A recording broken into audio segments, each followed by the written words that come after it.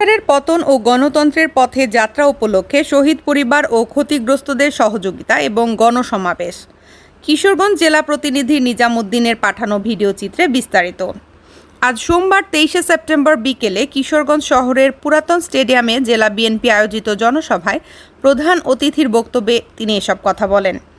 বিএনপির ভারপ্রাপ্ত চেয়ারম্যান তারেক রহমান বলেছেন, বিএনপি দেশের ক্ষমতায় আসলে ফ্যামিলি কার্ডের ব্যবস্থা করব, এতে দেশের মানুষের উপকার হবে।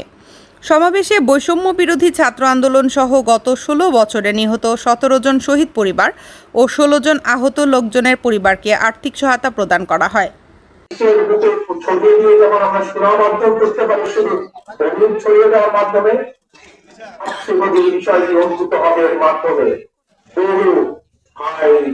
কর্মসংস্থানের ব্যবস্থা করতে আমরা সক্ষম হব। ভাই বোনেরা, আমি আগেই বলেছি, বাংলাদেশ জাতীয়তাবাদী দল বিএনপি প্রধান যে লক্ষ্য, একটি হচ্ছে জনগণের রাজনৈতিক অধিকার প্রতিষ্ঠার সংগ্রাম। একই সাথে আরেকটি যে প্রধান লক্ষ্য, সেটি হচ্ছে জনগণের অর্থনৈতিক মুক্তি অর্জন।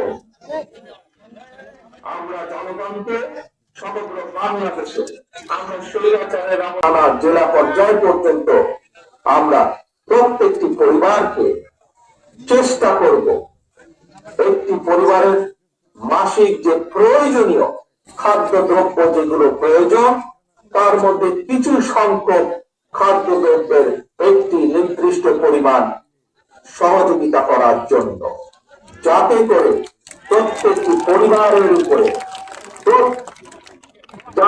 প্রত্যেকটি পরিবার মাস শেষে রাষ্ট্রের সহযোগিতা পেলে কিছুটা হলেও তাদের স্বস্তি বোধ হয়। প্রিয় দর্শক, এই ছিল এখনকার সংবাদে। আমাদের পরবর্তী সংবাদ দেখার আমন্ত্রণ রইল।